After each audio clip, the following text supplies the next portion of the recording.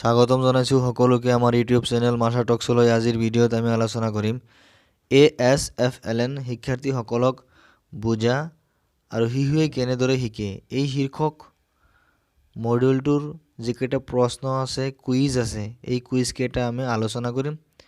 সম্পূৰ্ণভাৱে কোৰ্সখিনি কমপ্লিট কৰাৰ পিছত শেষত যিকেইটা প্ৰশ্ন থাকিব, এই প্ৰশ্নকেইটা কেনেদৰে সমাধান কৰিব লাগিব তাৰ এটা প্ৰয়াস ইয়াতে বৰ্ণনা কৰা হৈছে। প্ৰশ্নটো হ'ল, শ্ৰেণীকোঠাত কৰা 3 প্ৰকাৰৰ ভাৱ বিনিময় কি? সহপাঠীৰ লগত ভাৱ বিনিময়, প্ৰাপ্তবয়স্কসকলৰ লগত ভাৱ বিনিময় আৰু বস্তুগত ভাৱ বিনিময়। গতিকে শুদ্ধ উত্তৰটো হ'ব অপশ্যন 2।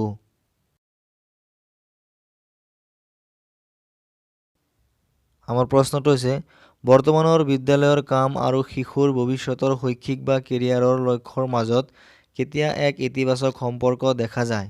শুদ্ধ উত্তৰটো হ'ব যেতিয়া শিশুৱে আনন্দদায়ক কামত জড়িত হয়। গতিকে 3 নম্বৰ অপশ্যনটো শুদ্ধ হ'ব।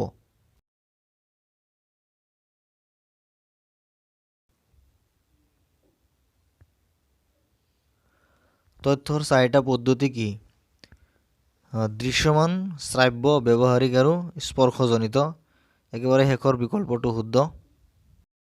শ্ৰেণীকোঠাৰ বাহিৰৰ প্ৰাকৃতিক পৃথিৱীখনৰ লগত জড়িত হৈ আৰু হাতে কামে কৰি শিকাৰ অভিজ্ঞতা কেনেধৰণৰ বুদ্ধিমত্তা বৃদ্ধি কৰাৰ উদাহৰণ?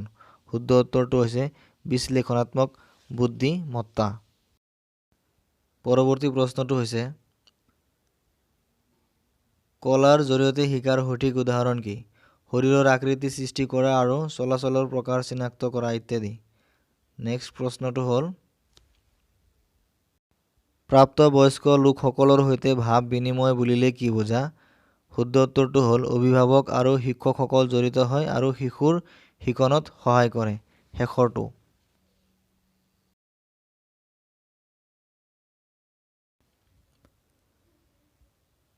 বস্তুগত ভাৱ বিনিময় বুলিলে কি বুজা? শুদ্ধ উত্তৰটো হৈছে শিশুৱে বিভিন্ন শিকনৰ বা খেলৰ সামগ্ৰীৰ সৈতে জড়িত থাকে।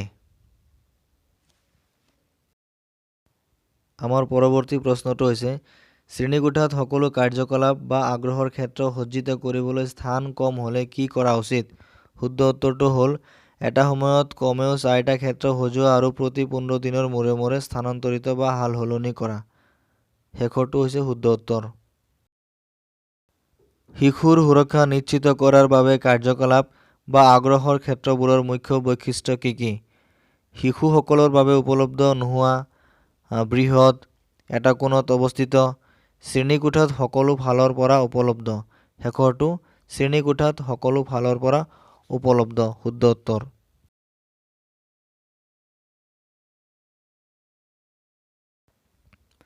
আৱিষ্কাৰ ক্ষেত্ৰৰ বাবে কেনেধৰণৰ সামগ্ৰীৰ প্ৰয়োজন?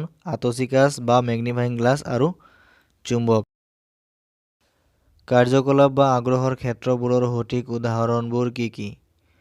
কলা, আৱিষ্কাৰ, খণ্ড আৰু সংগীত। কাৰ্যকলাপ বা আগ্ৰহৰ ক্ষেত্ৰবোৰৰ মুখ্য উদ্দেশ্য হৈছে শিশুসকলক সুযোগ দিয়া, তেওঁলোকৰ পচন্দৰ অনুষ্ঠানত খেলা আৰু অংশগ্ৰহণ কৰা। দলগত অগ্ৰাধিকাৰৰ অৰ্থ হৈছে অকলে কাম কৰা, অংশীদাৰ ৰূপে কাম কৰা আৰু সৰু ডাঙৰ গোট এটাত কাম কৰা বা ভাৱ বিনিময় বা আদান প্ৰদানক অগ্ৰাধিকাৰ দিয়া। নেক্সট কুৱেশ্যনটো হ'ল, বেছিভাগ শিশুকে শিকনৰ অগ্ৰাধিকাৰক কিহে প্ৰভাৱিত কৰে? মগজুৰ স্নায়বিক সমন্বয়, ইতিহাস, লিংগ আৰু ব্যক্তিগত অভিজ্ঞতা। নেক্সট কুৱেশ্যনটো হ'ল, উচ্চ স্তৰৰ সৃষ্টিশীল বুদ্ধিমত্তা থকা শিশুসকল হৈছে সঘনাই ভিন্ন চিন্তা কৰা ব্যক্তি। তাৰপিছত নেক্সট কুৱেশ্যনটো হ'ল, সৃষ্টিশীল বুদ্ধিমত্তাৰ অৰ্থ কি? শুদ্ধ উত্তৰটো হৈছে অভিনৱ আৰু প্ৰায়ে অপ্ৰত্যাশিত উপায়েৰে ধাৰণা আৰু সমস্যাবোৰ সমাধান কৰা।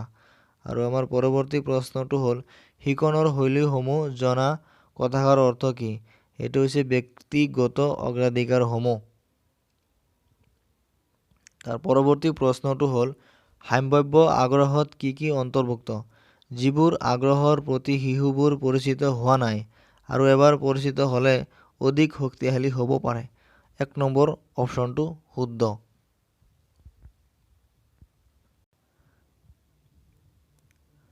পূৰ্ব বিদ্যমান আগ্ৰহ কি? পূৰ্ব বিদ্যমান আগ্ৰহ হ'ল শিশুৰ কিবা এটাৰ প্ৰতি থকা এক শক্তিশালী আগ্ৰহ বা আসক্তি। আৰু নেক্সট কুৱেশ্যনটো হৈছে আমাৰ শিশুৰ আগ্ৰহ জনাৰ অধীনত কেনেধৰণৰ আগ্ৰহবোৰ আহে? 2 নম্বৰ উত্তৰটো শুদ্ধ, পূৰ্ব বিদ্যমান আগ্ৰহ আৰু সম্ভাৱ্য আগ্ৰহ। পৰৱৰ্তী প্ৰশ্নটো হ'ল শিশুৰ প্ৰয়োজনীয়তাসমূহৰ বিষয়ে ভৱিষ্যতবাণী কৰাৰ 3টা উপায়ৰ নাম কি? শিশুৰ আগ্ৰহ জনা, পছন্দ জনা আৰু শিকনৰ শৈলী জনা। নেক্সট প্ৰশ্নটো হ'ল শিশুৰ প্ৰয়োজনীয়তাসমূহৰ বিষয়ে ভৱিষ্যতবাণী কৰাৰ কিমানটা উপায় আছে? 3টা উপায় আছে, অৰ্থাৎ আগৰ প্ৰশ্নটোৰ সৈতে এইটো লিংক আছে। 3 নম্বৰটো শুদ্ধ উত্তৰ। তাৰপিছত নেক্সট কুৱেশ্যনটো হৈছে সৰ্বাধিক শিকন তেতিয়াহে হয় যেতিয়া সকলো ইন্দ্ৰিয় শিকনৰ সৈতে জড়িত হৈ থাকে। আৰু আমাৰ পৰৱৰ্তী প্ৰশ্নটো হ'ল 5টা ইন্দ্ৰিয় কি কি? চোৱা, সোৱাদ লোৱা, স্পৰ্শ কৰা, ঘ্ৰাণ লোৱা আৰু শুনা। প্ৰথমটো শুদ্ধ। তাৰপিছত আছে আমাৰ কিমানটা ইন্দ্ৰিয় আছে? 5টা ইন্দ্ৰিয় আছে। তাৰপিছত শিশুৱে সামগ্ৰিকভাৱে শিকে কথাষাৰৰ অৰ্থ কি? শিশুৱে একেলগে সকলো উৎসৰ পৰা তথ্য আহৰণ কৰে। নেক্সট, শ্ৰেণীকোঠাত কিমান প্ৰকাৰৰ ভাৱ বিনিময় আছে? 3 প্ৰকাৰৰ ভাৱ বিনিময় আছে। তাৰপিছত NCF 2005 অৰ সম্পূৰ্ণ নামটো কি? এইটো শেষৰটো নেশ্যনেল কাৰিকুলাম ফ্ৰেমৱৰ্ক 2005। হাতে কামে কাম কৰা বা হস্ত অভিজ্ঞতাৰ বাবে কি শব্দ ব্যৱহাৰ কৰা হয়? কৰি, শিকা। 2 নম্বৰ অপশ্যনটো শুদ্ধ। পৰৱৰ্তী প্ৰশ্নটো হ'ল শিশুৱে কেতিয়া ভালদৰে শিকে? যেতিয়া তেওঁলোকে হাতে কামে কৰা কাৰ্যকলাপত জড়িত হয়। পৰৱৰ্তী প্ৰশ্নটো হৈছে শিশুৰ শিকনত শিক্ষকৰ ভূমিকা কি হ'ব লাগে? সুবিধাকাৰী হিচাপে শিক্ষকৰ ভূমিকা হোৱা উচিত। পৰৱৰ্তী প্ৰশ্নটো হৈছে শিকন হৈছে এক সক্ৰিয় সহযোগিতামূলক আৰু সামাজিক প্ৰক্ৰিয়া। প্ৰথমটো শুদ্ধ উত্তৰ। পৰৱৰ্তী প্ৰশ্নটো হ'ল এবাৰ শিক্ষকসকলে শিশুৰ শিকনৰ প্ৰয়োজনীয়তা আৱিষ্কাৰ কৰাৰ পিছত তেওঁলোকে কি কৰা উচিত? শিকনৰ পৰিকল্পনা বা নিৰ্দেশনামূলক প্ৰক্ৰিয়া সজাই তোলা। প্ৰথমটো শুদ্ধ উত্তৰ। শিকনৰ অভিজ্ঞতা আৰম্ভ হোৱাৰ আগতে এজন শিক্ষকে কি কৰা উচিত? শিশুৰ শিকনৰ প্ৰয়োজনীয়তাসমূহ আৱিষ্কাৰ কৰিব লাগিব। প্ৰতিক্ৰিয়াশীল হোৱাটোৱে শিশুসকলক সহায় কৰে নতুন পৰিস্থিতি আৰু অভিজ্ঞতাৰ সৈতে মোকাবিলা কৰি তেওঁলোকৰ আগৰ অভিজ্ঞতা ব্যৱহাৰ কৰিবলৈ। পৰৱৰ্তী প্ৰশ্ন বহুতো প্ৰশ্ন সোধা শিশুবোৰ হ'ব পাৰে অনুসন্ধানশীল স্বভাৱৰ।